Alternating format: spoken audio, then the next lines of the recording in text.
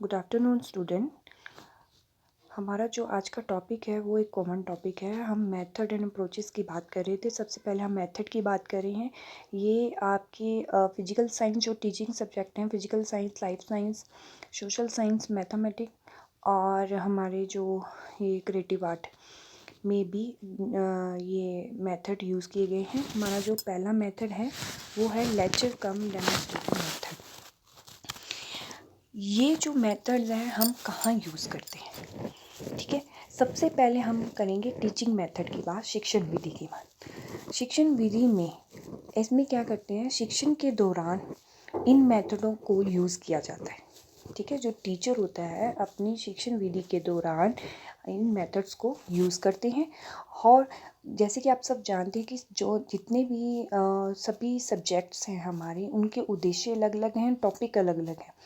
तो उन विधियों में उनकी जो विधियाँ भी होंगी, उनके मेथड्स भी होंगे, वो भी अलग अलग होते हैं। अब जैसे आप साइंस की बात करें तो उसमें हम पहले लेक्चर और प्रैक्टिकल वर्क के द्वारा बच्चे को ईज़िली हम यानी कि उस विषय के बारे में अच्छे से समझा सकते हैं। Method is the masters master. विधियाँ वो होती हैं जो शिक्षकों का भी शिक्षक होती हैं, ठीक है। यानी कि ये टीचर्स के लिए भी एक शिक्षक होती हैं, उसकी जिससे वो हम भी उस चीज़ से सीखते हैं।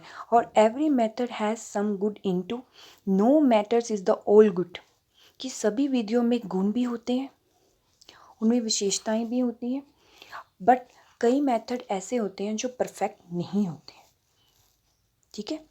अब हम बात करेंगे और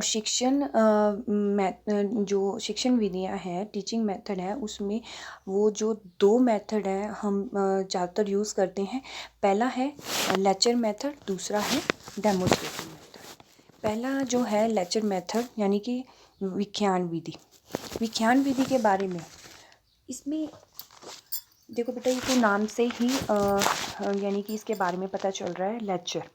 व्याख्यान विधि का जो प्रयोग है, हम स्कूल्स में, कॉलेजेस में जो टीचर्स हैं सबसे ज़्यादा इसका उपयोग करते हैं, ठीक है। और लेक्चर मेथड जो है बहुत ही सरल और सुविधाजनक माना गया है, ठीक है।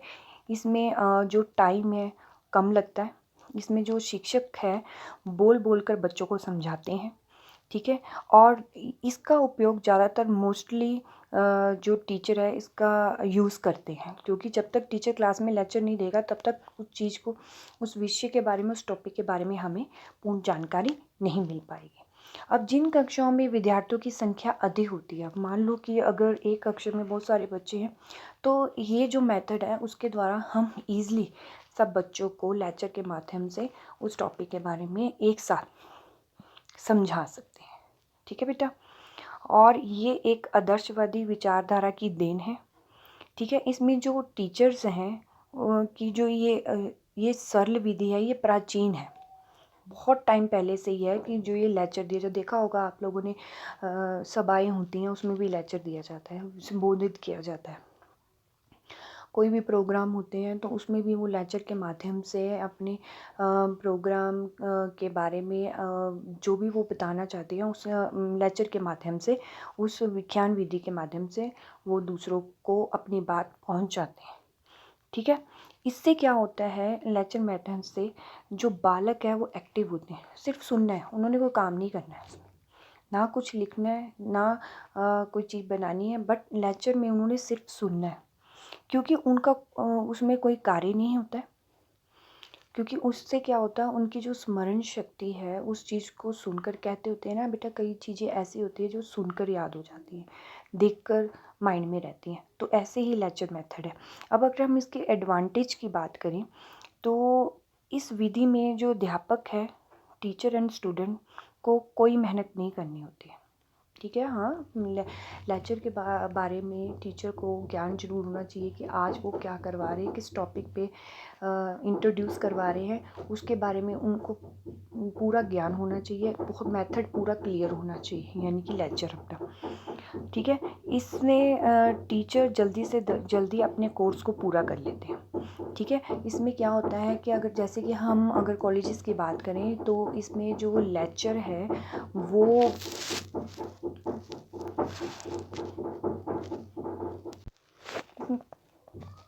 उसमें जो लेक्चर देकर हम आप लोग लेक्चर देके हम उस चीज़ को समझा देते हैं और समझाने के बाद आप उसको ग्रहण करते हैं और उसको आप असाइनमेंट के थ्रू हमें प्रदर्शित करते हैं।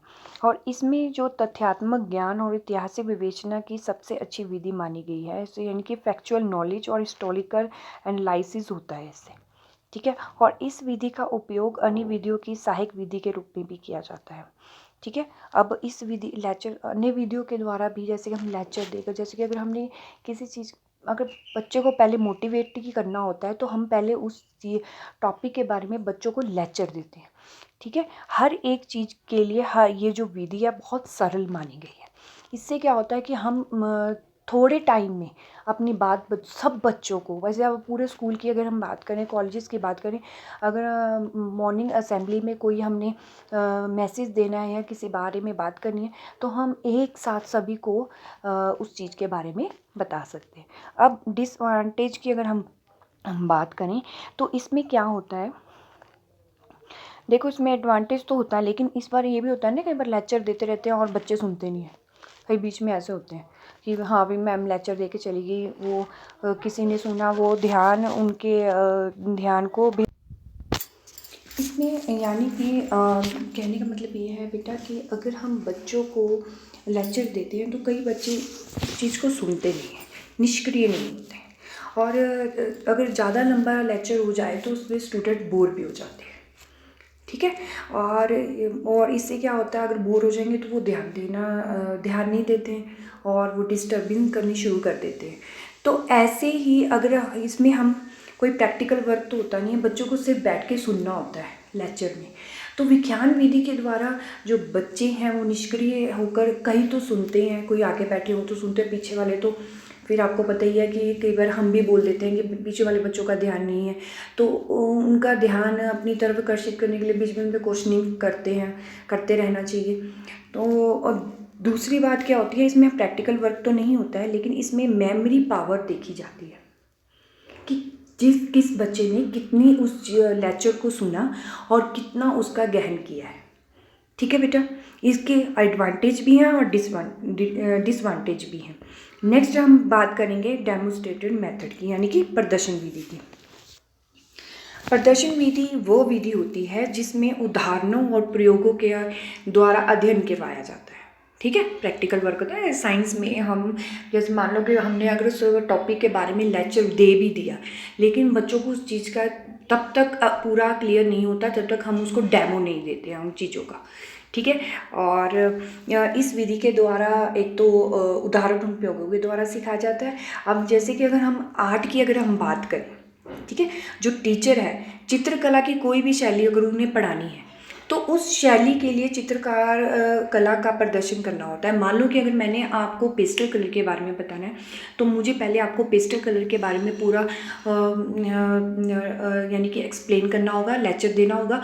उसके बाद फिर मैं आपको उसका डेमो दिखाऊंगी कि इसका यूज़ कैसे होता है। ऑयल कलर हो गए, पेस्टल कलर हो गए, जो भी है अपने वाटर कलर हैं, इन सब का अलग अलग डेमो देना होगा आपको, तब जाकर आप उस चीज़ को सीखते हैं, ठीक है। और सत्य को स्पष्ट करने के लिए जो दृश्य प्रमाणों के संबंधित तर्क दिए गए हैं वो प्रदर्शन विधि द्वारा ही प्रस्तुत किए जा सकते हैं। कि जो भी हमने तर्क, यानी कि कोई भी हमने अगर मान लो कि अगर मैंने साइंस की बात करते हैं कि अगर मैंने आपको बताया कि अगर हम किसी भी चीज़ को उछालते हैं तो वो वापस ज़मीन पर आती है, ठीक है ना।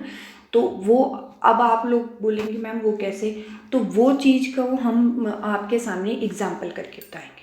वो सत्य है, वो ऐसा झुठलाया नहीं जाएगा, जो चीज़ है वो हम आपको प्रदर्शित डेमोस्ट्रेशन देकर उस चीज़ को हम आप तक पहुंचा सकते हैं।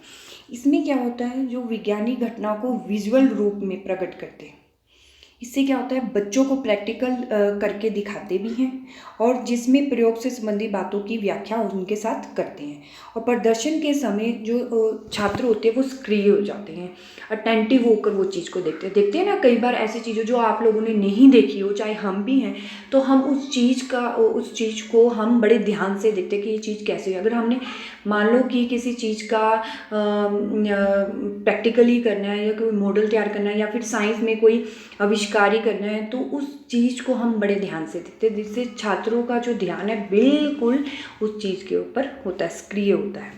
ठीक है, इसमें हम छात्रों को बोलने की बजाय, अब साइंस की अगर हम बात करें, इसमें हम छात्रों को बोलने की बजाय ना हम प्रैक्टिकल वर्क करके दिखाते हैं। ठीक है ना, ये ऐसे अगर हम इस चीज़ को इससे करेंगे, इसको उसके साथ जोड़ेंगे तो वो चीज़ ऐसे बनेगी, तो वो हम प्रैक्टिकल पहले तो वो टीचर को आना चाहिए, उसमें जो टीचर है पूरा परफेक्ट होना चाहिए, देन वो स्टूडेंट्स को वो सिखा सकते हैं। ठीक है, इससे क्या होगा, जो स्टूडेंट्स होंगे वो एक्टिव रहते हैं और छात्र भी आविष्कार करने के लिए, फिर उनके माइंड में भी नई नई जो खोज करने की जो जिज्ञासा है वो उत्पन्न होती है। ठीक है ना, हमारे माइंड में भी आता है ना कि अगर हम भी ऐसा करेंगे तो हमारे साथ भी शायद ऐसा हो जाए। ठीक है, इसमें कोई डिवाइस ऐसा होता है जिसकी अब इसमें कुछ ऐसी चीज़ें होती हैं साइंस में बेटा, अब इसमें बेटा साइंस में कुछ ऐसी चीज़ें होती हैं बहुत ही ज़्यादा नाजुक होती हैं और बहुत ज़्यादा कॉस्टली होती हैं। अब मान लो कि अगर मैं आपको किसी चीज़ का डेमो दे रही हूँ, कोई प्रैक्टिकल करवा रही हूँ साइंस में भी, तो आप लोगों को मैं वो चीज़ डायरेक्ट नहीं दे सकती हूँ, क्योंकि आपको उस चीज़ के बारे में नॉलेज नहीं है और ना ही मैं आपको उस चीज़ को टच करने दें, क्योंकि वो एक तो बहुत कॉस्टली होती है और एक दूसरी की जो उनकी साइंस में यूज़ करने वाली जो चीज़ें होती हैं बहुत ही नाजुक होती हैं।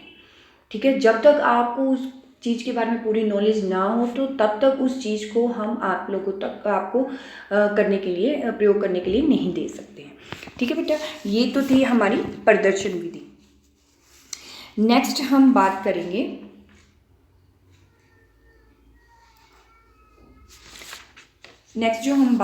Lecture method and demonstrative method.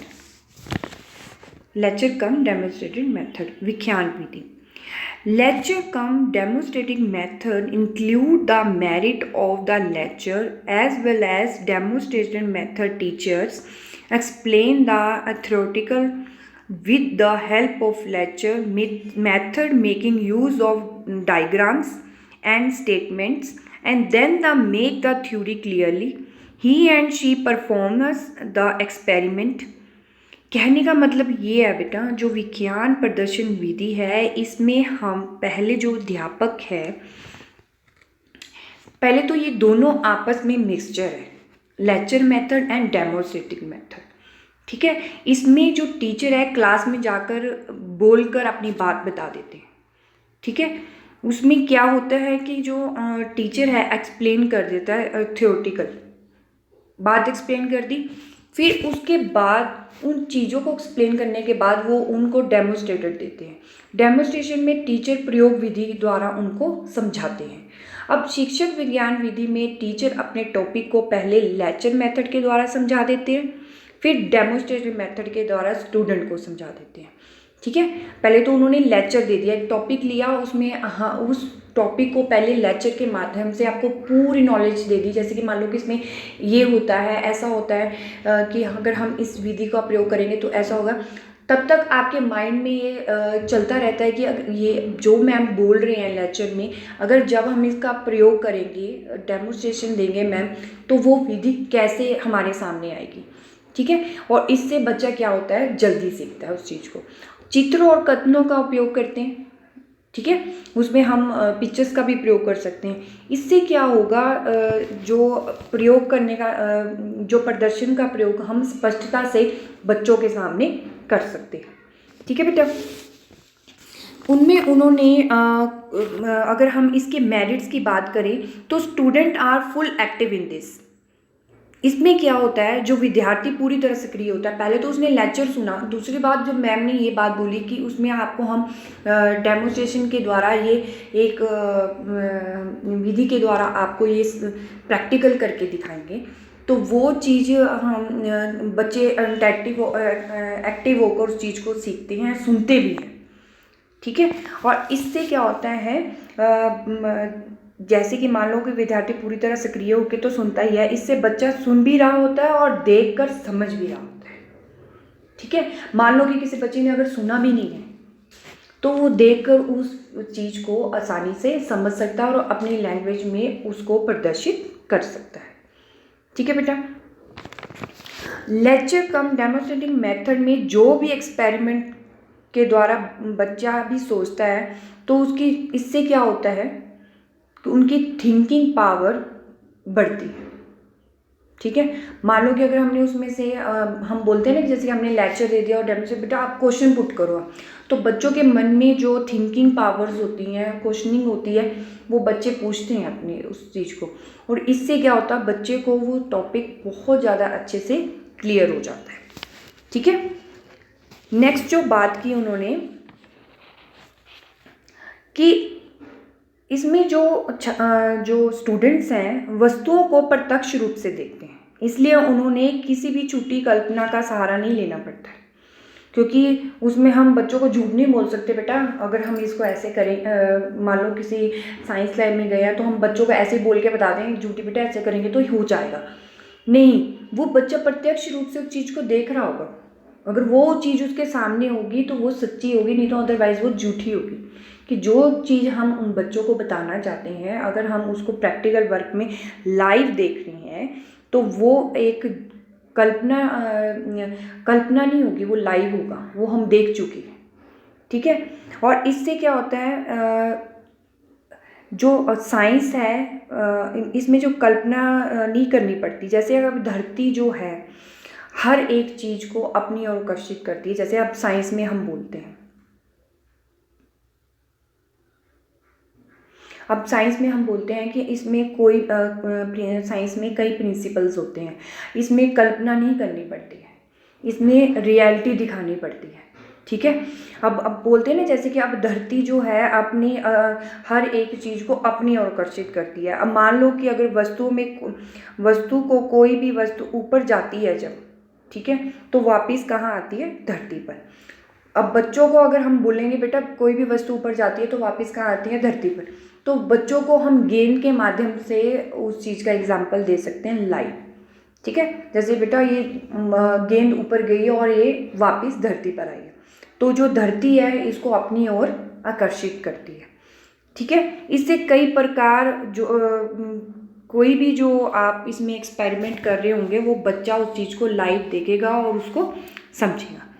ठीक है।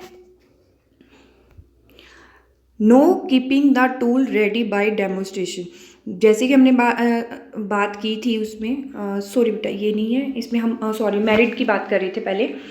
तो पहले हो गया students are the full active in this, दूसरा हो गया कि वो उस चीज़ को लाइव देखते हैं, थर्ड ये है कि ये जो विधि है बहुत सस्ती है, ये अन्य विधियों के मुकाबले जो टाइम है वो कम लेती है। ठीक है। अब हम अगर हमने मान लो कि बच्चों को आज किसी चीज़ का एग्जाम्पल देना है प्रैक्टिकल के थ्रू, तो हम पहले बच्चों को उस अपनी तैयारी कर लेंगे उस चीज़ को, और उन बच्चों को प्रैक्टिकल के माध्यम से जल्दी समझा देते हैं, तो वो जितना हम बोलेंगे उतना नहीं समझेंगे, जितना वो देखकर समझेंगे उस चीज़ को वो उसको जल्दी ग्रहण करेंगे। इससे क्या होता है प्रॉब्लम सॉल्विंग जो मेथड है ये इसमें इसका जो इस विधि का प्रयोग किया जाता है। इसमें पहले लेक्चर के माध्यम से डेमोन्स्ट्रेटिव मेथड को जल्दी से समझा देते हैं। ठीक है। लेक्चर के माध्यम से अपने टॉपिक को जल्दी से समझा देते हैं, उसके बाद एक्सपेरिमेंट करके कोई भी टीचर उसे डेमोन्स्ट्रेशन देकर टॉपिक को उसको पूरा करते हैं। ठीक है। पहले मान लो मैंने एक साइंस का एक टॉपिक ले लिया, पहले मैंने उसके ऊपर आपको लेक्चर दिया, देन आपको उसका प्रैक्टिकल वर्क दिखाया, तो इससे क्या होगा आपको वो टॉपिक बहुत अच्छे से क्लियर हो जाएगा। ठीक है। नेक्स्ट जो हम बात करेंगे common error in lecture demonstrating method की। अब कॉमन एरर क्या होते हैं व्याख्यान प्रदर्शन विधि के, no use of blackboard. इसमें हम क्या करते हैं, जो अध्यापक होते हैं कई बार ब्लैक बोर्ड का यूज़ नहीं करते। जैसे कि मान लो कि अगर मैं लेक्चर भी दे रही हूँ तो मुझे लेक्चर में जो मैं एग्जांपल दूंगी तो मैं उसमें बीच बीच में ब्लैक बोर्ड को यूज़ करती रहूँगी। बट कई बार ऐसा होता है कि हम कंटिन्यू बोलते जाते हैं और लेक्चर देते जाते हैं, लेकिन हम ब्लैक बोर्ड का यूज़ नहीं करते हैं।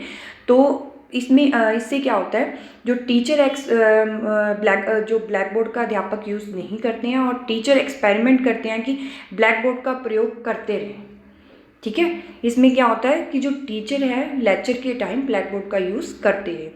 नेक्स्ट जो उन्होंने बात की, know keeping the tools ready bye demonstration. कई बार ऐसा होता है कि अगर मैंने कोई चीज़ का प्रैक्टिकल देना है तो मेरे पास उस चीज़ का सामान ही नहीं कलेक्ट किया हुआ। जैसे कि मान लो कि हम पहले बोलते हैं ना कि टीचर को पहले तो आपने जो टॉपिक करवाना है उसके लिए पहले प्रिपेयर होना चाहिए। अगर उन्होंने आज प्रैक्टिकल वर्क करवाना है, मैंने चाहे क्लास में ही अगर डेमो देना है, तो उस चीज़ की पहले मुझे तैयारी करनी पड़ी। प्रदर्शन से पहले उपकरणों को तैयार करके नहीं रखते हैं कई बार, तो सबसे पहले हमें उपकरणों को तैयार करके रखना चाहिए ताकि हमारा टाइम ना वेस्ट हो।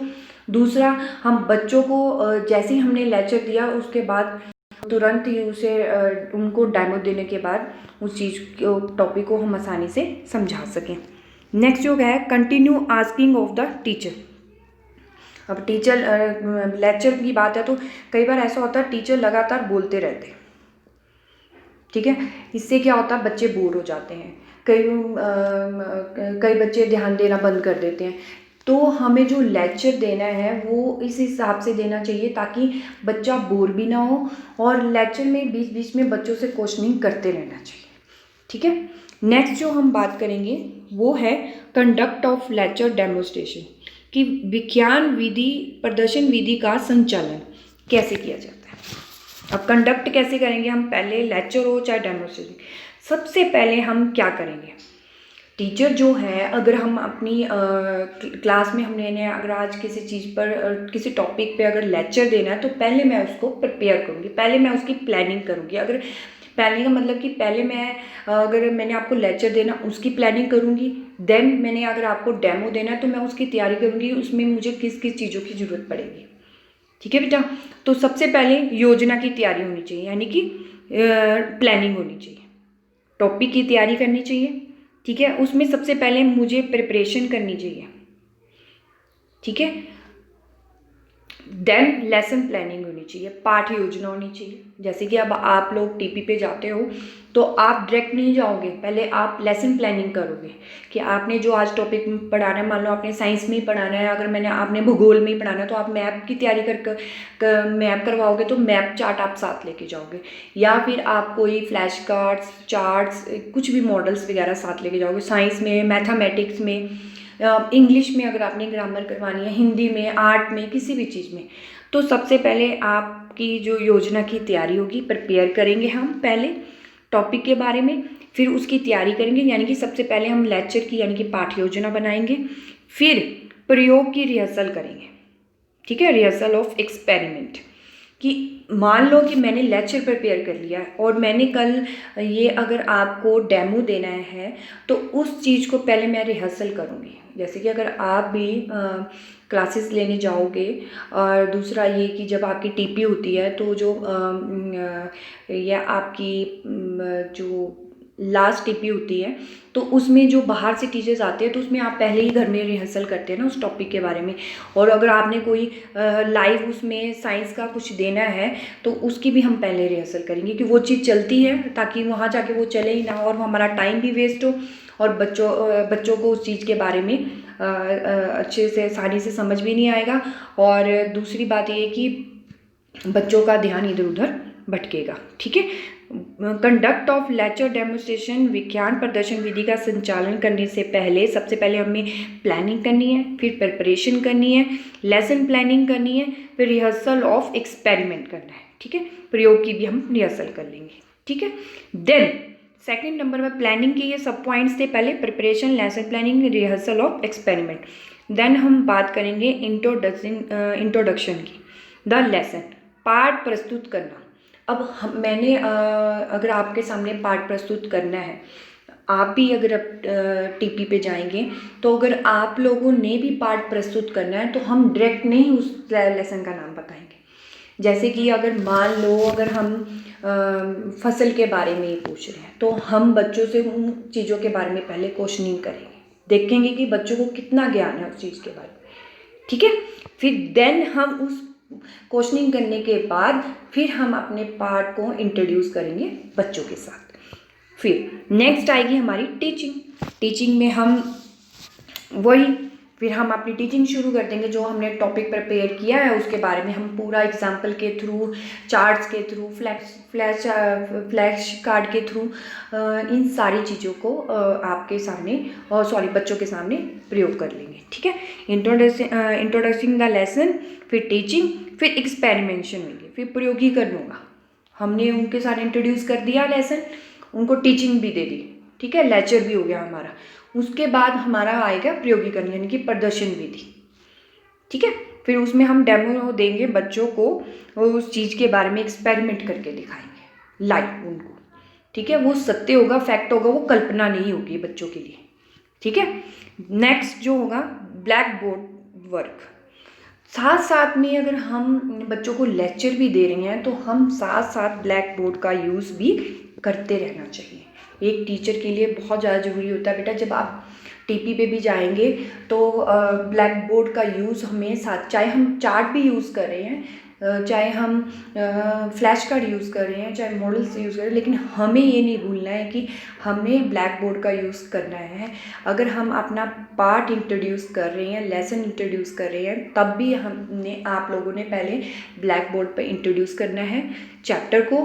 देन आप लोगों ने अगर कोई एग्जाम्पल देना है वो आपने लिखने, अगर आपने कोई मेन पॉइंट्स देने हैं वो भी आप लोगों ने ब्लैक बोर्ड पे लिखने हैं। ठीक है, कंडक्ट ऑफ लेक्चर डेमोन्स्ट्रेशन का पता चल गया। पहले हम प्लानिंग करेंगे, प्रिपरेशन होगा, लेसन प्लानिंग होगी, रिहर्सल ऑफ एक्सपेरिमेंट होगा, introducing the lesson, teaching, experimentation, black board work. ठीक है बेटा, ये तो था हमारा लेक्चर कम डेमोन्स्ट्रेटिंग मेथड। इस मेथड में के बारे में आपको लग गया पता कि टीचिंग जो शिक्षण विधि होती हैं, टीचिंग मेथड में इन दोनों चीज़ों का यूज़ किया जाता है और ये सारी टीचर्स इस विधि का उपयोग करते हैं। ये बहुत सरल विधि है। इससे क्या होता है, कम समय में हम बहुत सारे बच्चों को एक साथ अपने टॉपिक के बारे में समझा सकते हैं लेक्चर के द्वारा और डेमोन्स्ट्रेशन के द्वारा। ठीक है बेटा, अब साइंस में भी ऐसा ही है। साइंस में थ्योरी भी होती है और एक्सपेरिमेंटल्स भी होते हैं। तो इसमें साइंस में हम इस मेथड का ज़्यादा उपयोग करते हैं, लेक्चर कम डेमोन्स्ट्रेटिंग मेथड। कि लेक्चर तो होता ही होता है लेकिन कम डेमो ज़्यादा होता है। ठीक है बेटा, ये तो था आपका आज का टॉपिक। आई होप आप लोगों को समझ आया हो। Thank you, have a nice day.